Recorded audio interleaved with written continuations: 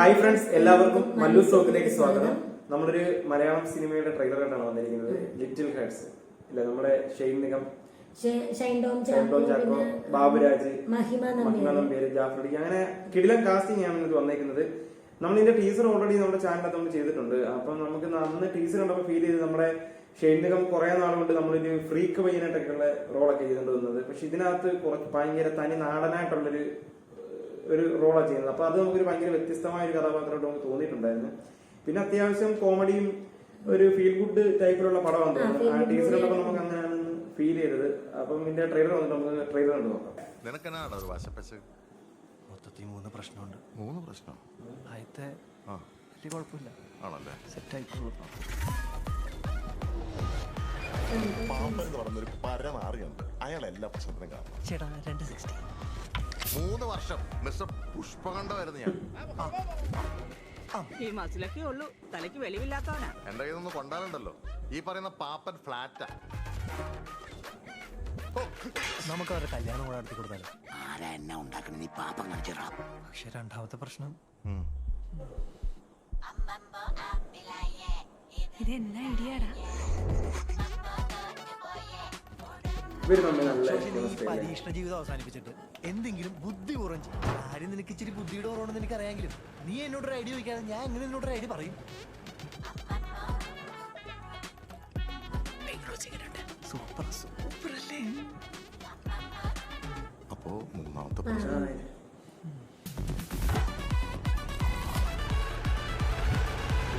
ഇതിന്റെ യഥാർത്ഥ സ്വഭാവം ഉണ്ടല്ലോ, നമുക്ക് പിടികിട്ടുകയല്ല. എന്തോ ഒരു കുഴപ്പമുണ്ട് കേട്ടോ. കൊച്ചിനെ ലാൻഡ് ചെയ്ച്ചോ, ബാക്കിയൊക്കെ സിബി സിമ്പിളായിട്ട് ഡീൽ ചെയ്തോളാം.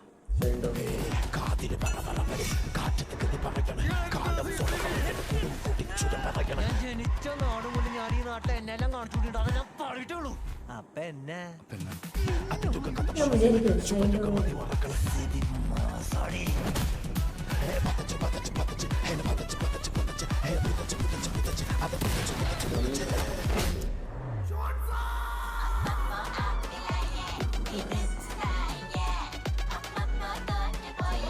വെറുതെ മനുഷ്യനെ ടെൻഷനാക്കാത്ത കാര്യം എന്താന്ന് പറഞ്ഞു ഞാൻ പറയാം, പക്ഷെ ആരോടും പറയരുത്. എന്റെ പൊന്നുമാണ് സത്യം, ഒരാളോട് ഞാൻ പറയില്ല.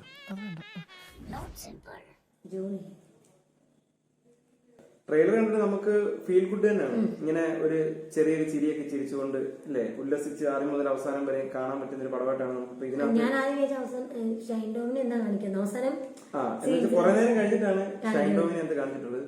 പിന്നെ ഇതിനകത്ത് എടുത്തു പറയേണ്ടത് ബാബുരാജ്, ജാഫർ ഇടുക്കി, ഷൈൻ നിഗത്തോടൊപ്പം അവർക്ക് ഭയങ്കര പ്രാധാന്യം ഉണ്ട്. ജാഫർ ഇടുക്കി അതുപോലെ തന്നെ ബാബുരാജിനും ഈ ട്രെയിലർ കട്ട്സിനകത്ത് മിക്ക സീൻസിനകത്തും അവരെ കാണിക്കുന്നുണ്ട്.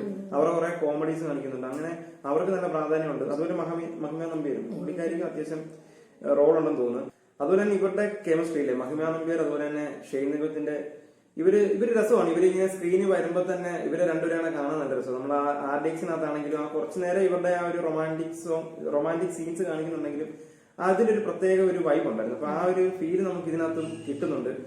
പിന്നെ ഇതിനകത്ത് എല്ലാവരുടെയും വ്യത്യസ്തമായ കഥാപാത്രമാണ്. പിന്നെ ബാബുരാജിന്റെ എനിക്കൊന്ന് നേരത്തെ ഈ ഒരു ടൈപ്പ് കോമഡീസ് ഒക്കെ കുറെ പടത്തിൽ ചെയ്തിട്ടുണ്ട്. ആ ഒരു ടൈപ്പ് തന്നെയാണെന്ന് തോന്നുന്നു ഇതിനകത്ത് വേഷം കണ്ടിട്ട്.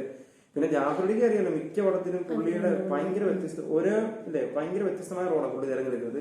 പിന്നെ ഷൈൻ നിഗത്തിന്റെ ആണെങ്കിലും ഒരുപാട് ഇതുവരെ കണ്ട സിനിമകളിലെ യാതൊരു മാനറിസവും ഈ ഒരു സിനിമ നമുക്ക് ഈ ഒരു ട്രെയിലർ കട്ട്സിനകത്ത് നമുക്ക് അങ്ങനെ ഫീൽ ചെയ്തിട്ടില്ല. ഇതിനു മുമ്പ് അങ്ങനെ റോള് കാണാത്തൊരു ഫീൽ നമുക്കിനകത്ത് തോന്നുന്നു. ഒരു ഫ്രഷ് ഒരു പുതുമ നമുക്കിനകത്ത് ഫീൽ ചെയ്തിട്ടുണ്ട്.